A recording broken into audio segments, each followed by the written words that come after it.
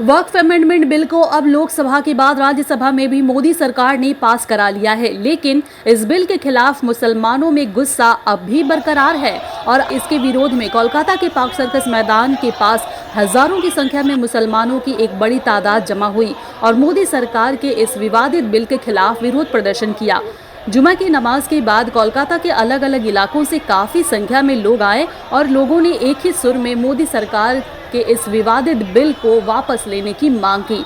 पाक सर्कस मैदान से लेकर पाक सर्कस 7 पॉइंट तक आज जुमे की नमाज के बाद वक्फ संशोधन बिल यानी वक्फ अमेंडमेंट बिल 2025 के खिलाफ कई मुस्लिम संगठनों द्वारा एक बड़ा विरोध प्रदर्शन किया गया। इस प्रदर्शन में हजारों की संख्या में लोगों ने हिस्सा लिया और केंद्र सरकार के इस बिल के खिलाफ अपनी आवाज बुलंद की। प्रदर्शनकारियों का कहना था कि यह बिल मुसलमानों के वक्फ संपत्तियों के अधिकार को कमजोर करने वाला है और इससे समुदाय के धार्मिक और सामाजिक ढांचे पर नकारात्मक प्रभाव पड़ेगा। उन्होंने सरकार से मांग की है कि इस बिल को तुरंत ही वापस लिया जाए।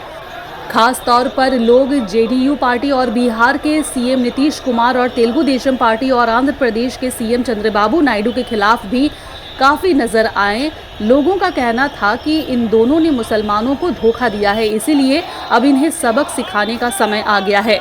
वहीं आपको बता दें कि वक्फ बिल के खिलाफ अब विरोध का दौर शुरू हो चला है। आज पाक सर्कस में लोगों ने विरोध किया है और कहा है कि अब जकरिया स्ट्रीट और दूसरी जगहों पर भी लोग इसके खिलाफ विरोध करेंगे।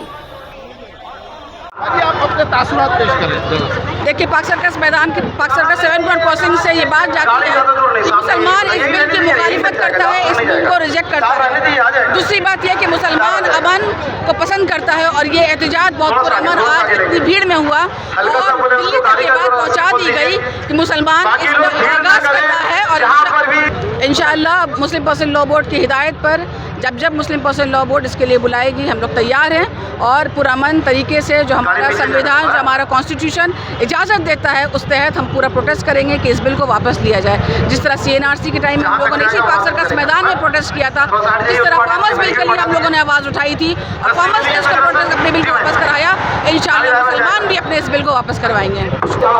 খুব সঠিকভাবে জড়ো হয়েছে ভারতবর্ষকে, আমার প্রিয় মাতৃভূমিকে বাঁচানোর জন্য জড়ো হয়েছে, ভারতবর্ষের সংবিধানকে রক্ষা করার জন্য সমবেত হয়েছে।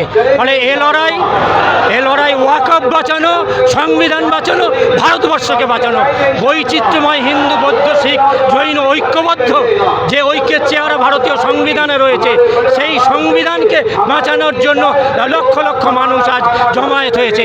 ফলে এটাকে যারা ছোট করতে চায়, যারা ছোট চোখে দেখে, আগামী দিন প্রমাণ হয়ে যাবে এই সংবিধানের উপর যারাই আক্রমণ করেছে তাদের যেমন পতন হয়েছে, নরেন্দ্র মোদী অমিত শাহদের পতন খালি সময়ের অপেক্ষা।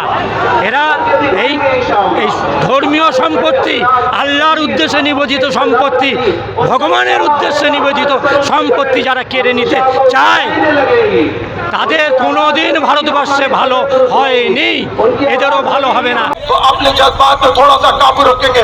बहुत बड़ा लड़ाई है, भारत के हर हिस्से के, हर तबके के, हर जाति के लोगों